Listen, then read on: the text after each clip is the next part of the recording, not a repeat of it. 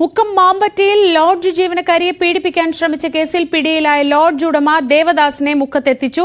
കുന്നംകുളത്ത് ബസ്സിൽ യാത്ര ചെയ്യുമ്പോഴാണ് ദേവദാസ് പിടിയിലായത്. മറ്റ് 2 പ്രതികൾ ഒളിവിലാണ്. പീഡനത്തിൽ നിന്ന് രക്ഷപ്പെടാൻ പ്രാണരക്ഷാർത്ഥം കെട്ടിടത്തിൽ നിന്ന് ചാടിയ യുവതി ഗുരുതരാവസ്ഥയിൽ ചികിത്സയിലാണിപ്പോൾ. MS അനീഷ് കുമാർ വിവരങ്ങളുമായി. അനീഷ്, കഴിഞ്ഞ ദിവസങ്ങളിൽ പ്രത്യേകിച്ച് മിനിഞ്ഞാന്ന് വൈകിട്ട് മുതൽ ഈ ദൃശ്യങ്ങൾ നമ്മളെയൊക്കെ വളരെ അലോസരപ്പെടുത്തുന്നതാണ്, ഞെട്ടിക്കുന്നതാണ്. പക്ഷെ പോലീസിന്റെ ഭാഗത്തു നിന്ന് മാത്രം അങ്ങനെ വലിയ നടപടിയൊന്നും ഉണ്ടായിരുന്നില്ല. ഇപ്പോൾ ദേവദാസൻ കുന്നംകുളത്ത് നിന്ന് പിടിയിലായെന്ന് പറയുന്നു. എന്താണ് പോലീസ് പറയുന്നത്?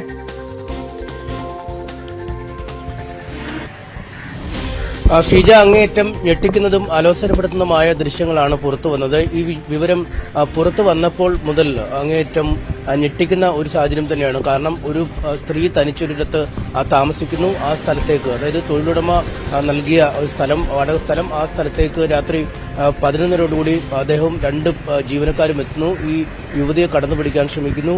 അവിടെ നിന്നും ഓടി രക്ഷപ്പെടാനുള്ള ശ്രമത്തിനിടെ 1ാം നിലയിൽ നിന്നും താഴേക്ക് ചാടുകയും നട്ടെല്ലിനടക്കം പരിക്കേറ്റ് അതീവ ഗുരുതരാവസ്ഥയിൽ ആശുപത്രിയിൽ ചികിത്സയിൽ പ്രവേശിപ്പിക്കുകയും ചെയ്യുന്നു. ഇപ്പോഴും ആ കുട്ടി ICUവിൽ തന്നെ കഴിയുന്ന ഒരു സാഹചര്യം. പക്ഷേ പോലീസിന് 3 വട്ടം മൊഴി നൽകിയിട്ടും അതിൽ FIRൽ പോലും യുവതി ബാൽക്കണിയിൽ നിന്നും വീണു എന്ന് ചൂണ്ടിക്കാണിക്കുന്നു. മറിച്ച് ഒരു പീഡന ശ്രമം എന്ന കാര്യം ആ FIRൽ പോലും ചേർക്കുന്നില്ല എന്ന് കുടുംബം പരാതിപ്പെടുന്നു. വിശദമായ മൊഴി ഈ ലോഡ്ജ് ഉടമ ദേവദാസിന്റെ അടക്കം പേരുകൾ നൽകി ആ പെൺകുട്ടി നൽകുമ്പോഴും പെൺകുട്ടിയുടെ മൊഴിയെ അവിശ്വസിക്കാനുള്ള ഒരു ആണോ പോലീസിന്റെ ഭാഗത്തു നിന്നും നടക്കുന്നതെന്നും ആ കുടുംബത്തിന് വരെ സംശയമുണ്ടാവുന്ന സാഹചര്യം. ഏറ്റവും ഒടുവിൽ പീഡിപ്പിക്കാൻ ശ്രമിക്കുന്നതിന്റെ ദൃശ്യങ്ങൾ പോലും പുറത്തേക്ക് വരുന്ന അസാധാരണമായ ഒരു സാഹചര്യം സൃഷ്ടിക്കപ്പെടുന്നു. ഇതേ തുടർന്ന് മാധ്യമങ്ങളും വലിയ തോതിൽ വിഷയം ഏറ്റെടുക്കുന്നു. വനിതാ കമ്മീഷൻ സ്വമേധയാ കേസെടുത്ത് റൂറൽ എസ്പിയോട് വിശദീകരണം തേടുന്നു. യുവജന സംഘടനകൾ പോലീസ് സ്റ്റേഷനിലേക്ക് മാർച്ചെടുത്തു. എന്തായാലും ഈ വലിയ സമ്മർദ്ദങ്ങൾക്കൊടുവിലാണ് പ്രതിയെ പിടികൂടാനുള്ള ഒരു നീക്കമെങ്കിലും പോലീസിന്റെ ഭാഗത്തു നിന്നും ഉണ്ടായത്. കഴിഞ്ഞ ദിവസങ്ങളിലെല്ലാം ഈ ഹോട്ടൽ പരിസരത്ത് തന്നെ ഈ ദേവദാസനും മറ്റ് 2 പ്രതികളും ഉണ്ടായിരുന്നുവെന്നാണ് നമുക്ക് മനസ്സിലാക്കാൻ സാധിക്കുന്നത്. ഒപ്പം ഈ പെൺകുട്ടിക്കെതിരായ ചില അപവാദ പ്രചരണങ്ങളും മറ്റുമൊക്കെ നടത്താൻ ഇയാൾ മാധ്യമങ്ങളോട് മറ്റുമൊക്കെ പറയുകയും ചെയ്തിരുന്നു. വിശദമായ വാർത്താ സമ്മേളനം നടത്തുമെന്ന് പോലും അറിയിച്ചയാളാണ്. അതായത് ഈ കൃത്യം നടന്ന് മൊഴി നൽകി മണിക്കൂറുകൾ കഴിഞ്ഞിട്ടും പോലീസിന്റെ മൂക്കിന് തുമ്പത്തുണ്ടായിട്ടും എന്തുകൊണ്ട് പോലീസ് ഇയാളെ അറസ്റ്റ് ചെയ്തില്ല എന്ന ചോദ്യമാണ് അങ്ങേയറ്റം പ്രസക്തമാവുന്നത്. എന്തായാലും സമൂഹത്തിന്റെ സമ്മർദ്ദം വലിയ തോതിൽ പോലീസിന് മുമ്പിലേക്ക് എത്തുന്നു.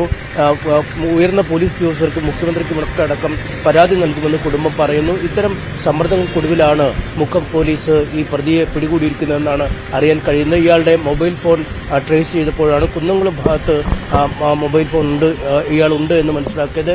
ഇതേ തുടർന്ന് കുന്നംകുളം പോലീസിന് വിവരം നൽകുകയും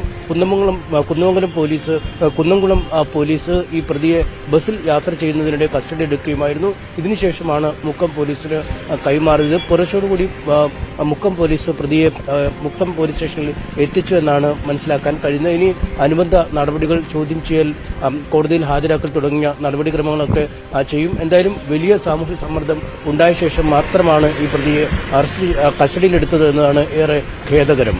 ശ്രീജ, അനീഷാണ് വിവരങ്ങൾ നൽകിയത്. കോഴിക്കോട് നിന്ന് മുക്കത്ത് യുവതിയെ ജോലി ചെയ്യുന്ന തൊഴിലുടമ നൽകിയ സ്ഥലത്ത് താമസിക്കുമ്പോൾ ഈ ലോഡ്ജ് ഉടമയും സഹായികളും ചേർന്ന് പീഡിപ്പിക്കാൻ ശ്രമിച്ചു എന്ന കേസിലാണിപ്പോൾ അയാൾ പിടിയിലായിരിക്കുന്നത്. പക്ഷേ മറ്റ് 2 പ്രതികൾ ഇപ്പോഴും ഒളിവിലാണ്. പോലീസിനെതിരെ വലിയ വിമർശനങ്ങളാണ് ഈ കേസുമായി ബന്ധപ്പെട്ട് ഇപ്പോൾ ഉയരുന്നത്. നെന്മാറ ഇരട്ട